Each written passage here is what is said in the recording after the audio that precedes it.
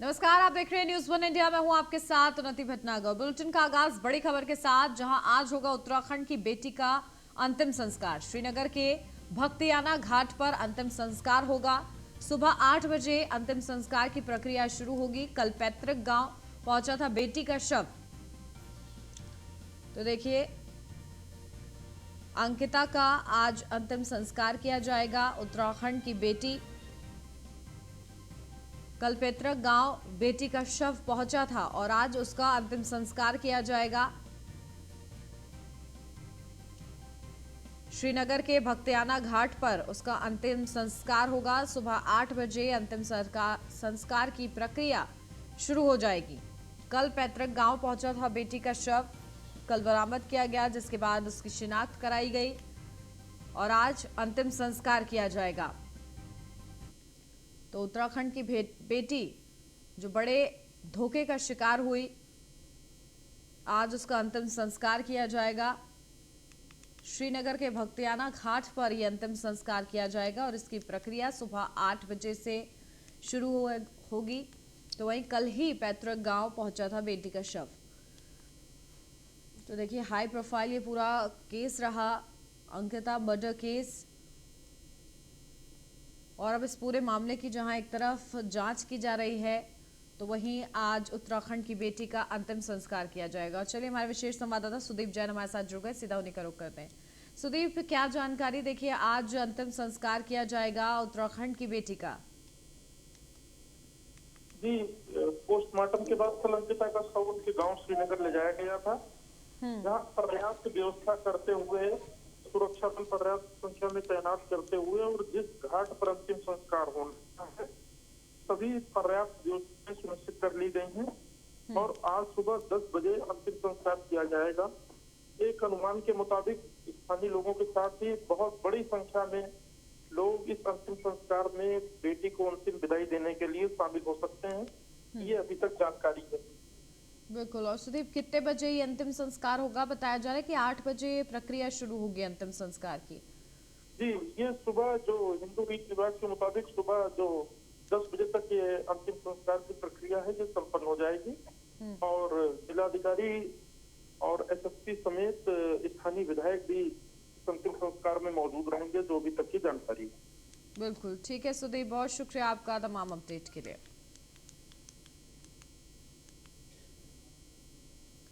मुख्यमंत्री पुष्कर सिंह धामी ने शनिवार को राजभवन में गवर्नर गुरमीत सिंह से मुलाकात की। मुख्यमंत्री ने कहा कि वे समय समय पर राज्यपाल से मिलने जाते रहते हैं और राज्य में बीते दिनों जो कुछ प्रमुख घटनाएं हुई हैं, उनकी वे जानकारी देने राज्यपाल को गए थे। राज्यपाल जी से अक्सर मिलने जाता हूं, क्योंकि 2-3 घटनाएं यहां पर हुई हैं। तो राज्यपाल जी हम लोगों के संरक्षक हैं, हमारी संवैधानिक संस्था के हेड हैं, तो उनको सारी जानकारी हमें देने गया था राज्यपाल। ऋषिकेश में चिल्ला नहर से अंकिता भंडारी का शव शनिवार को बरामद हो गया। परिजनों ने अंकिता भंडारी की डेड बॉडी की पहचान कर ली। बता दें, आरोपियों ने अंकिता भंडारी की हत्या के बाद उसको लापता दिखाकर पुलिस को गुमराह करने की कोशिश की थी। 19 साल की अंकिता भंडारी 18 सितंबर को लापता हो गई थी। वह एक वंत्रा रिसोर्ट में रिसेप्शनिस्ट के तौर पर काम करती थी। पुलिस ने अंकिता हत्याकांड में रिसोर्ट मालिक पुलकित आर्या समेत 3 आरोपियों को गिरफ्तार कर लिया है।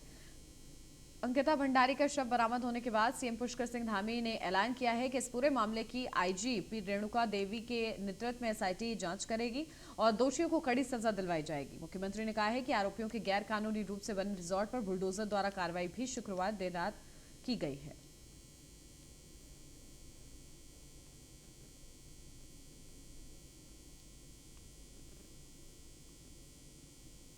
तो देखिए, 28 अगस्त को वंत्रा रिसोर्ट में रिसेप्शनिस्ट बनी अंकिता। 18 सितंबर को भ्रष्टाचारियों और आरोपियों के साथ ऋषिकेश गई अंकिता। 18 सितंबर को नहर में धक्का देकर उसकी हत्या कर दी गई। अंकिता की हत्या कर वापस लौटे तीनों आरोपी। अंकिता के लापता होने की खबर राजस्व पुलिस को मिली, तो 21 सितंबर को परिजनों ने डीएम से गुहार लगाई इस पूरे मामले के लिए। डीएम से मामला रेगुलर पुलिस को सौंपने की मांग की गई। तो वहीं 22 सितंबर को मामला रेगुलर पुलिस को ट्रांसफर कर दिया गया। तो वहीं एसएसपी पौड़ी ने टीम बनाकर इस पूरे मामले की जांच की 22 सितंबर को रिजॉर्ट मालिक पुलकित आर्या समेत 3 को अरेस्ट कर लिया गया। 23 सितंबर को पुलकित आर्या ने हत्या की बात कबूली। इसके बाद 23 सितंबर वंत्रा रिजॉर्ट में प्रशासन ने बुलडोजर चलवाया और 24 सितंबर को चिल्ला नहर में अंकिता की डेड बॉडी मिली। अंकिता हत्याकांड की जांच के लिए एसआईटी का गठन कर दिया गया है। अब इस पूरे मामले की जांच की जाएगी। सीएम पुष्कर सिंह धामी ने दोषियों की कड़ी सजा दिलवाएंगे, ऐसा बड़ा आश्वासन दिया है।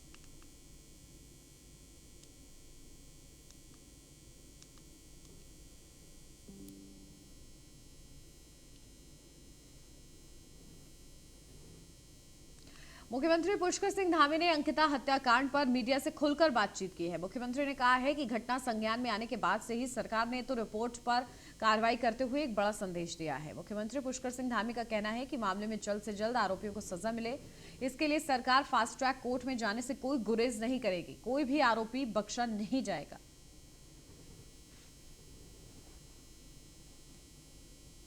देखिए, उत्तराखंड की सरकार, उत्तराखंड का प्रशासन, चूँकि जैसे ही ये घटना हुई है, ये घटना बहुत दुखद है।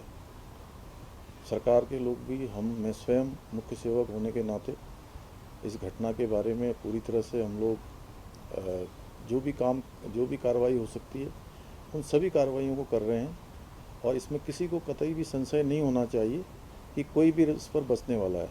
जहाँ संगठन के स्तर पर, सरकार के स्तर पर, पुलिस प्रशासन के स्तर पर पूरी कार्रवाई होगी, कोई इसमें बचने वाला नहीं है। ये घटना में जो भी संलिप्तता है उन सब के खिलाफ हम कार्रवाई कर रहे हैं। राजस्व पुलिस का जो पटवारी थे उनके खिलाफ भी कार्रवाई हुई है। अपराधियों को जेल भेजा जा चुका है। जो रिजॉर्ट सरकारी भूमि पर और वन भूमि पर है उस पर ध्वस्तीकरण की कार्रवाई चल रही है। साथ ही साथ फॉरेंसिक जांच भी उसकी हमने कहा है कि जल्दी से जल्दी हो। देखिए, उत्तराखंड की सरकार, उत्तराखंड का उत्तर प्रदेश के मुख्यमंत्री योगी आदित्यनाथ की तर्ज पर पहली बार उत्तराखंड के सीएम पुष्कर सिंह धामी ने कार्रवाई की है। पूर्व राज्य मंत्री विनोद आर्या के बेटे पुलकित आर्या के रिजॉर्ट पर शुक्रवार देर रात बुलडोजर भेजकर उसे गिराने की कार्रवाई की गई। उत्तराखंड में ऐसा पहली बार है जब सीधे तौर पर प्रशासन ने इस तरह की कार्रवाई की है। डीजीपी अशोक कुमार के मुताबिक सीएम पुष्कर सिंह धामी के आदेश के बाद पौड़ी प्रशासन और पुलिस ने कार्रवाई की और आधी रात को ही पुलिस टीम ने आरोपी के रिजॉर्ट को बुलडोजर चलाकर ध्वस्त कर दिया।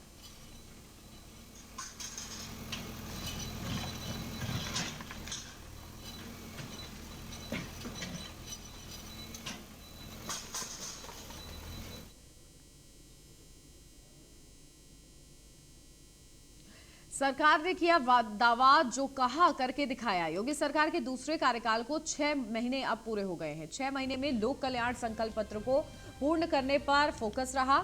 युवाओं को रोजगार दिलाया गया। भविष्य की रोजगार परक तकनीकों में प्रशिक्षित भी किया गया। एक्सप्रेसवे, एयरपोर्ट और हेल्थ इंफ्रास्ट्रक्चर ने प्रदेश के विकास को नई ऊंचाई दी। मुख्तार अंसारी समेत 36 माफिया को आजीवन कारावास और 2 को हुई फांसी की सजा। प्रदेश में 10 लाख करोड़ रुपए के निवेश के संकल्प को धरातल पर उतारने का खाका भी तैयार हुआ है।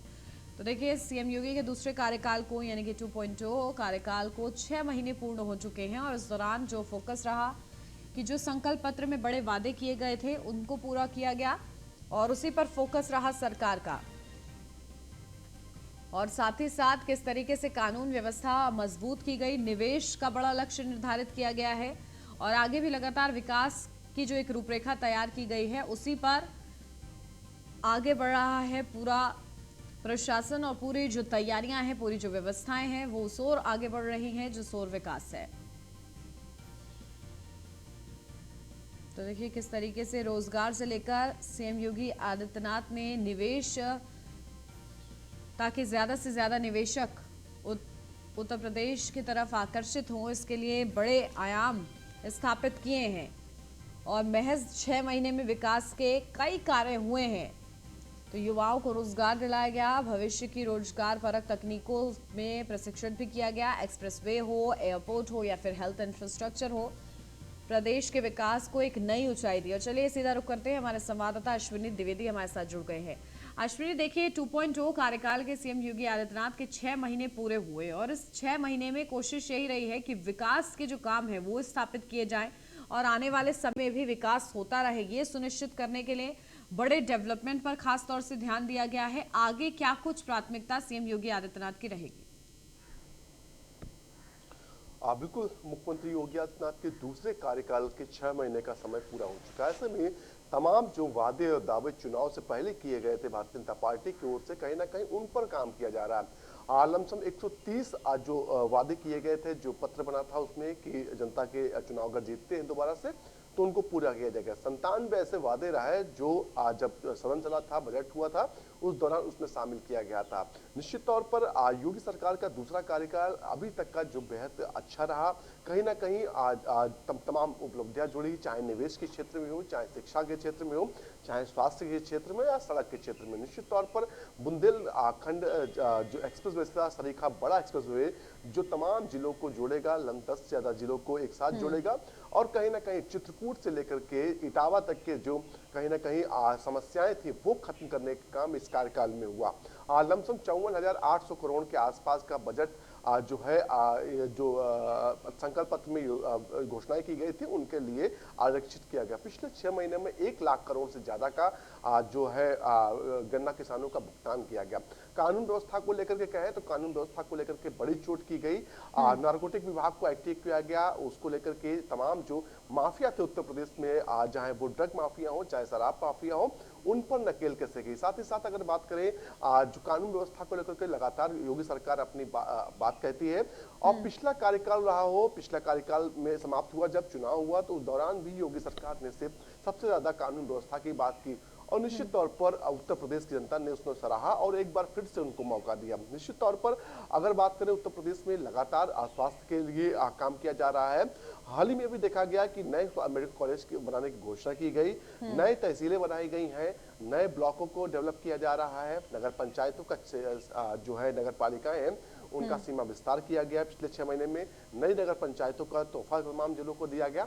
निश्चित तौर पर उत्तर प्रदेश में पिछले 5-6 महीने में कहीं ना कहीं सबसे ज्यादा अगर बेहतर काम किया गया, एक तो कानून व्यवस्था रही, दूसरा स्वास्थ्य रहा, सड़क रहा, तीनों चीजों पर इतना बेहतर व्यवस्था की गई है और कहीं ना कहीं उसके बाद ऊर्जा क्षेत्र जिसमें अच्छा काम किया गया। निश्चित तौर पर किसी प्रदेश की उन्नति के लिए वहां निवेश कितना हो रहा काफी मायने रखता है और निवेश क्यों हो इसके लिए पहले क्या जो जमीन बनाई गई उस पर ध्यान देना चाहिए।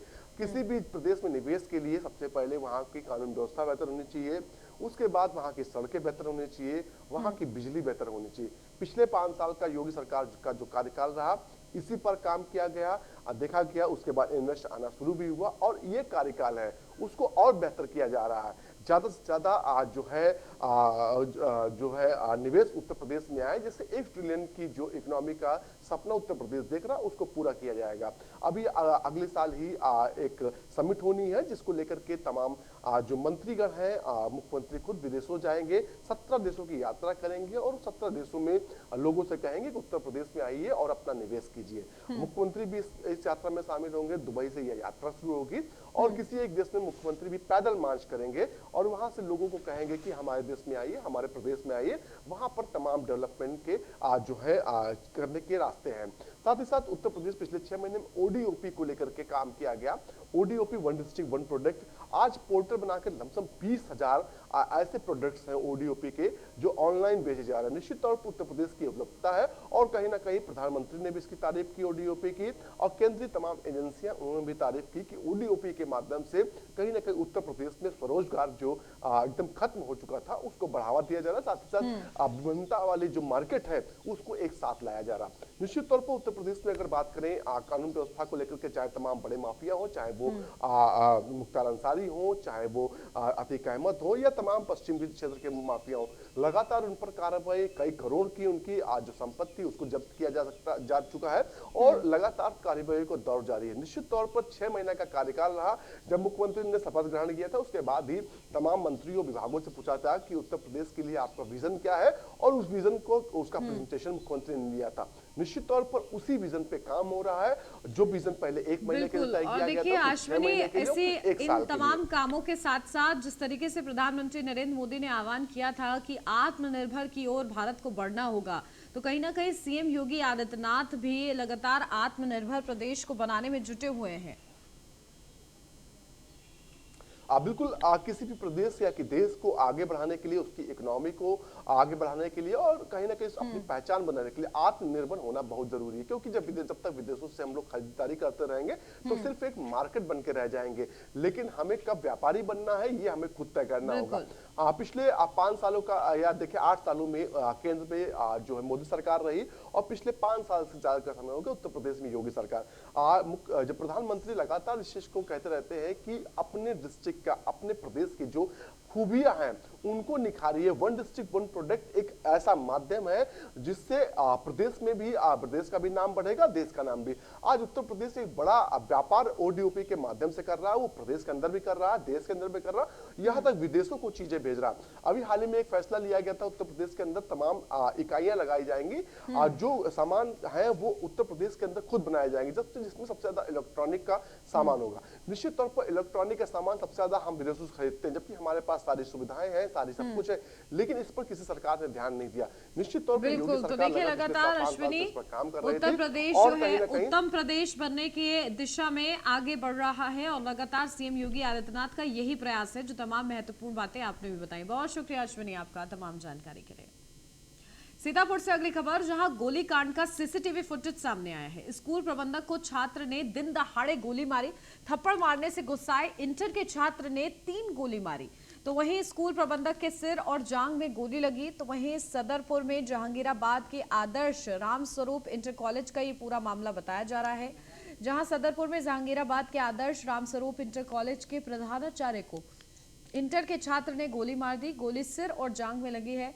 गंभीर रूप से घायल प्रधानाचार्य राम सिंह वर्मा निवासी दानपुरवा को सामुदायिक स्वास्थ्य केंद्र बिस्वा में प्राथमिक उपचार के बाद उन्हें जिला अस्पताल रेफर किया और फिलहाल लखनऊ के ट्रॉमा सेंटर में उनका इलाज चल रहा है। तो वहीं इस पूरी घटना का सीसीटीवी फुटेज सामने आ गया है, जिसमें छात्र स्कूल प्रबंधक को दिन दहाड़े गोली मार रहा है। बताया जा रहा है कि प्रबंधक अमर सिंह वर्मा ने 12वीं में पढ़ने वाले छात्र ने शुक्रवार को कॉलेज के एक अन्य छात्र की पिटाई कर दी थी और इसी को लेकर प्रधानाचार्य ने आरोपी छात्र को 2 थप्पड़ मार दिए थे।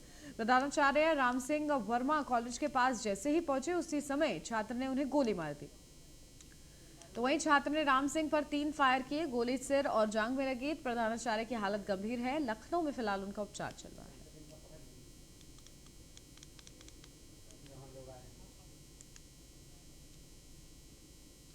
पीएम मोदी के जन्मदिन के बाद से जारी सेवा पखवाड़े के तहत मेरठ में जिला पंचायत अध्यक्ष की ओर से दिव्यांगों में दिव्यांग सामग्री बांटी गई। वहीं इस अवसर पर दिव्यांग छात्रों ने विशेष प्रस्तुति पेश कर अतिथियों का भव्य स्वागत किया।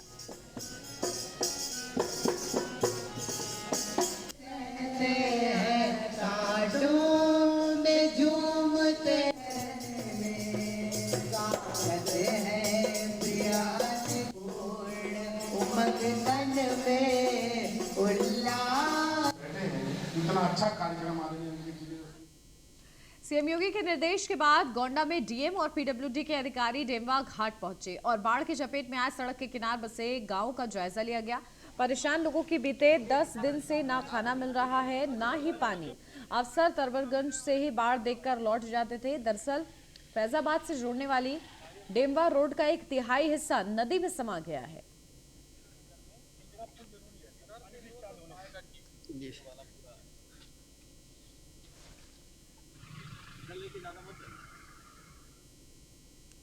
भोले की नगरी काशी को मांस और मदिरा पर प्रतिबंध लगाने की मांग अब तेज हो रही है। इसको लेकर शनिवार को एक कार्यक्रम का आयोजन हुआ। सामाजिक संस्था और भ्रष्ट सेना के पहल पर स्वामी वेदांती वेद विद्यापीठ राम मंदिर कश्मीरी गंज के गुरुकुल के सैकड़ों विद्यार्थियों ने देव मूर्ति के विधि पूर्वक पूजन अर्चन के साथ पंडित राम भरत शास्त्री की अगुवाई में सामूहिक हनुमान चालीसा का पाठ किया। 13 बार के सामूहिक पाठ के बाद बुटको ने जन जागरण यात्रा की शुरुआत की, जिसके जरिए लोगों को भी इस अभियान से जोड़ने और सरकार तक अपनी आवाज पहुंचाने का प्रयास किया गया।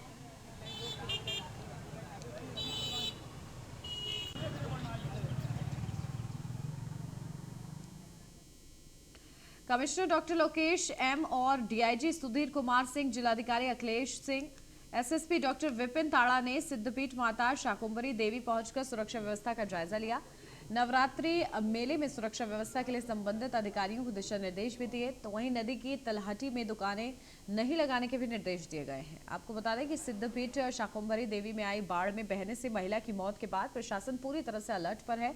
नवरात्रि में लगने वाले मेले के मद्देनजर सुरक्षा व्यवस्था को लेकर जिले के तमाम आला अधिकारियों ने जायजा लिया और श्रद्धालुओं की सुरक्षा को ध्यान में रखते हुए कई निर्देश भी दिए हैं।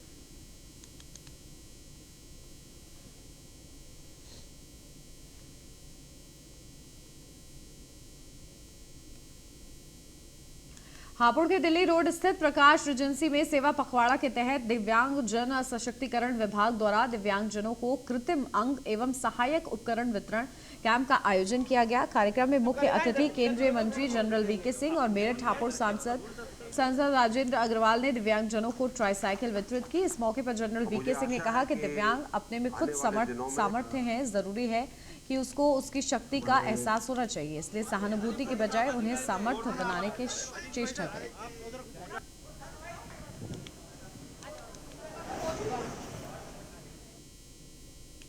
ललितपुर कुएं में युवती का शव मिलने से हड़कंप मचा, जहां परिजनों ने कुलदीप यादव पुलिसकर्मियों पर लगातार 3 दिन से घर आने का आरोप लगाया एवं पुलिसकर्मी को युवती की मौत का जिम्मेदार बताया। तो वहीं पुलिस द्वारा ट्विटर के माध्यम से बताया गया कि युवती के पिता ने इस मामला दर्ज कराया है, जिसमें 161 के बयान में युवती ने किसी को भी दोषी नहीं बताया था और अपनी मर्जी से अपने मामा के यहां जाने की बात कही थी। लेकिन युवती के परिजन युवती पर विपक्षियों के विरोध में बयान देने के लिए दबाव बना रहे थे और इस कारण युवती ने कुएं में कूदकर आत्महत्या की। ये मामला सदर कोतवाली क्षेत्र अनोरा गांव का बताया जा रहा है।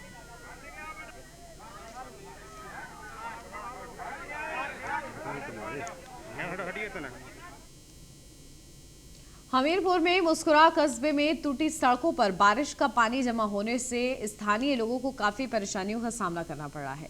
इस बीच नगर निगम के खिलाफ अपना रोष जताते हुए एक दिव्यांग सड़क के बीचों बीच पानी से भरे गड्ढे में बैठकर प्रदर्शन करने लगा, जिससे सड़क पर वाहनों के लंबा जाम लग गया। दिव्यांगों को बीच सड़क पर बैठा देख कुछ लोगों ने जबरन उसे उठाने की कोशिश की, जिसके बाद वहां स्थानीय लोगों की भीड़ जमा हो गई और सभी लोग दिव्यांग शख्स के साथ खड़े नजर आए। प्रदर्शनकार शख्स की माने तो सालों से सड़क टूटी हुई है, लेकिन प्रशासन की ओर से इस पर कोई संज्ञान नहीं लिया जा रहा।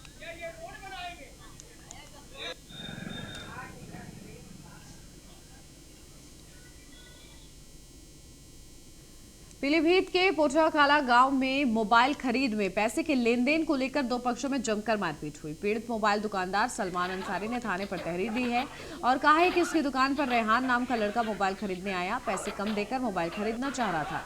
दुकानदार कम पैसे में मोबाइल देने से इनकार किया, जिसके बाद वह गाली देते हुए चला गया।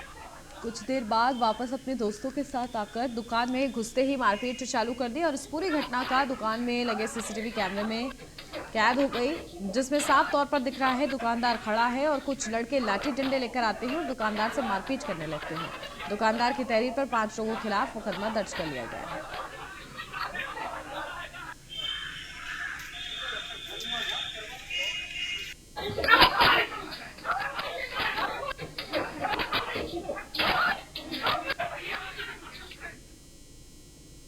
बहराइच में एक सरकारी रिटायर्ड कर्मचारी पर गंभीर आरोप लगाया है। रिटायर्ड कर्मचारी पर गरीब किसान का मकान जेसीबी से गिराने का आरोप है। पीड़ित किसान ने जिलाधिकारी कार्यालय पहुंचकर मामले में न्याय की गुहार लगाई है और जिलाधिकारी के सामने मकान गिराए जाने का वीडियो भी पेश किया है। उसका कहना है कि विवाद को लेकर दबंगों ने उसके मकान को जेसीबी से गिरा दिया। पीड़ित ने मामले में जांच कराकर उचित कार्रवाई करने की मांग की है।